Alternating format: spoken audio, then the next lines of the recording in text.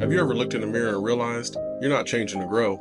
You're changing to prove you're not the failure they said you would be. You lost yourself trying to prove that you were enough for somebody that never deserved to know the real you. There's a version of you that only existed to earn their approval. You were spending money that you didn't have, eating at restaurants you never heard of, buying clothes that you couldn't even pronounce.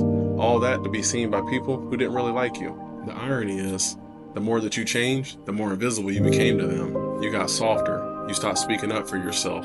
You even gained weight. All that for them to leave you, or worse, they stuck around and asked you for even more. The day I stopped proving myself was the day I became unstoppable. I stopped looking for outside validation, started doing things that meant a lot to me.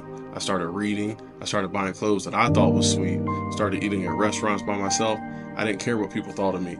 I started changing for growth, not approval. The day you decide to grow, your haters will have one thing right. You did change, but not for validation, to bury the weaker version of you.